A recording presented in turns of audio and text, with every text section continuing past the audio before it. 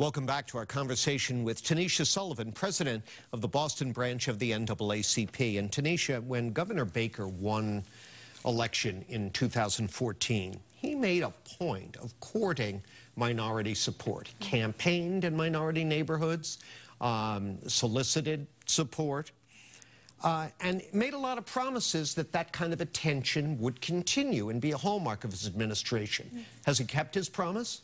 I think he has made some strides as over the past few years. He certainly should get credit for particular focus on the economy and on trying to increase opportunities for employment for people generally speaking across the Commonwealth. That being said, there's absolutely more work to be done specifically as it relates to communities of color that are still seeing, I think, greater percentages of unemployment and underemployment in the Commonwealth than their white counterparts. I also think that there's something to be said for increased representation within the Baker administration. You know, with the departure of Secretary Walker last year, yes, he was replaced by a woman of Cuban descent, but the reality is there is no representation on the cabinet of black people, and that is concerning. So hopefully, contingent upon how things work out, that will be different going forward, because again, representation does matter, whether we're talking about in the classroom or we're talking about, you know, in Congress or we're talking about at the State House. You know, one of the most important institutions in our city, and certainly important to communities of color and lower income communities, is UMass Boston. It is the go-to place for many people in the city for continuing education and to get a leg up in the workforce.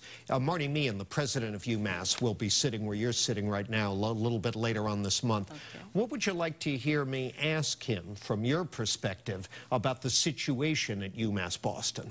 Well, I think a critical question is how are we going to ensure that UMass Boston continues to be accessible to residents in and around the city of Boston, recognizing the wealth of diversity, racial, ethnic, cultural, linguistic diversity in and around the greater Boston area. I think it's critically important that UMass Boston remain true to its mission, and that we make sure that as we are thinking forward progress, that we're not losing sight of the very people that the institution has historically supported. I mean, we have to wrap it up, but he had made a big point about building dorms and providing a more full campus experience for the community, which is largely people of color. Do you think he's delivered on that promise? Was that a good move by Meehan?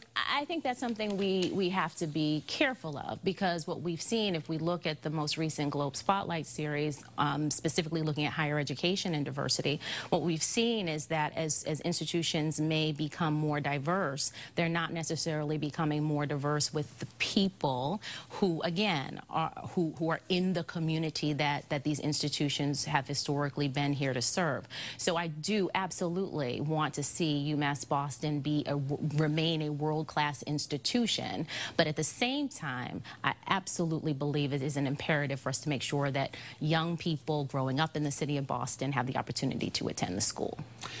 Great to see you. Thank you. Thank you for coming by. Thank you. We'll look forward to talking with you again in a few months. Absolutely. Tanisha Sullivan, president of the Boston chapter of the NAACP. That's all my time for today. Going to turn it back over now to my colleagues for more WBZ News.